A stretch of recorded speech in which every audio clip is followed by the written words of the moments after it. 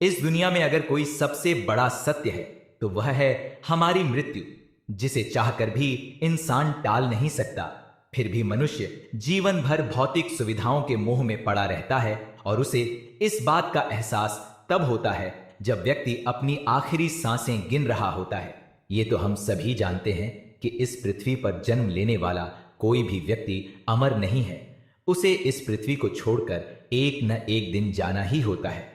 आपने देखा होगा कि हिंदू धर्म में जब भी कोई इस दुनिया को छोड़कर जाता है तो उसके शव का अंतिम संस्कार कर दिया जाता है। लेकिन क्या आपने कभी सोचा है कि शव को अकेला क्यों नहीं छोड़ा जाता? मृतक को नए कपड़े क्यों पहनाया जाते हैं? अंतिम यात्रा में राम नाम सत्य है क्यों बोला जाता? आखिर इस अंतिम यात्रा में मखाने और सिक्के क्यों फेंके जाते हैं? शव यात्रा के आगे मटकी लेकर क्यों चलते हैं? किसी व्यक्ति का दाह संस्कार करने के बाद उसके परिजनों को शमशान घाट की ओर पीछे मुड़कर क्यों नहीं देखना चाहिए? आखिर परिजनों के अंतिम संस्कार करने के 3 दिन बाद ही अस्थियां क्यों चुनी जाती हैं? आखिर महिलाओं का शमशान घाट जाना वर्जित क्यों है? मरने के बाद शिशुओं को दफनाया क्यों जाता है? क्यों मृत्यु होने के बाद घर में पूजा पाठ करना वर्जित हो जाता है? आखिर क्या है इन प्रश्नों का रहस्य? तो आइए साथियों, आज की वीडियो में हम इसी विषय पर चर्चा करेंगे। साथियों, अगर आप भी इन सभी सवालों के जवाब स्पष्ट रूप से जानना चाहते हैं तो आप इस वीडियो को अंत तक जरूर देखिए। आज हम आपको विस्तार पूर्वक इन सभी सवालों के उत्तर देंगे। प्यारे साथियों, आज हम हमारे वजूद से जुड़ा एक बहुत बड़ा रहस्य जानेंगे। ये एक ऐसी गुफ्थी है जिसे सुलझाने में साइंस आज तक नाकामयाब रही है, लेकिन इन सभी रहस्यों और सवालों के जवाब हमारे गरुड़ पुराण और भगवत गीता जैसे धर्म ग्रंथों में मिलते हैं। इस वीडियो के माध्यम से आज हम आपको यही बताने जा रहे हैं। तो चलिए बिना देरी किए आज की वीडियो शुरू करते हैं। इसीलिए मनुष्य कितना भी धन कमा ले, कितनी भी ख्याति अर्जित कर ले, एक दिन उसको सब कुछ यही छोड़कर जाना होगा। यही संसार का नियम है और इस नियम को न कोई बदल सकता है न बदल पाएगा।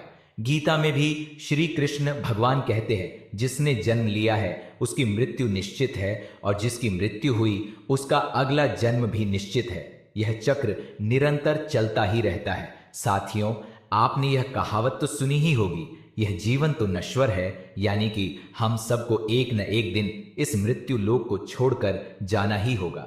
इसके बाद भी मनुष्य इस विषय पर बात करने से बचता है और मृत्यु शब्द से भी भय खाता है। शायद इसीलिए महाभारत काल में युधिष्ठिर ने यक्ष से कहा था, दुनिया का सबसे बड़ा आश्चर्य यही है कि मनुष्य रोज किसी न किसी को मरते हुए पहले हम यह जानने का प्रयास करेंगे कि मृत्यु होने के बाद मृत शरीर को यानी कि शव को अकेला क्यों नहीं छोड़ा जाता। प्यारे साथियों, आप और हम जिस लोक में रहते हैं उसे मृत्यु लोक कहा जाता है। मृत्यु लोक में मृत्यु के बाद अंतिम संस्कार से जुड़ी ऐसी कई बातें हैं जो हम नहीं जानते। मृत्यु लोक से मृत व्यक्ति के शव को विदा करने के कुछ नियम बनाए गए हैं, जिनका आधार आध्यात्मिक होने के साथ साथ वैज्ञानिक भी है। अगर आपने गौर किया हो तो यदि किसी व्यक्ति की मृत्यु सूर्यास्त के बाद होती है तो उसके परिजन रात बीतने का इंतजार करते हैं और अगले दिन जाकर ही शव को जलाते हैं। यदि शव को रात भर रखना पड़े तो उस दौरान जानकार लोग शव को अकेले नहीं छोड़ते, बल्कि कोई ना कोई व्यक्ति शव के पास पूरी रात भर रहता है और सुबह दाह संस्कार पूर्ण होने तक शव की देखभाल करता है। प्यारे साथियों, पहले संक्षेप में यह जान लेते हैं कि किन परिस्थितियों में शव का दाह संस्कार नहीं करना चाहिए। गरुड़ पुराण में इस बात का भी स्पष्ट वर्णन है कि इन 3 स्थितियों में शव का दाह संस्कार उचित समय के लिए टाल देना चाहिए। पहली परिस्थिति, यदि व्यक्ति की मृत्यु सूर्यास्त के बाद होती है तो शव को रात भर घर में ही रखना चाहिए और अगले दिन सूर्योदय के बाद ही शव का दाह संस्कार करना चाहिए, अन्यथा आत्मा को सद्गति प्राप्त नहीं होती।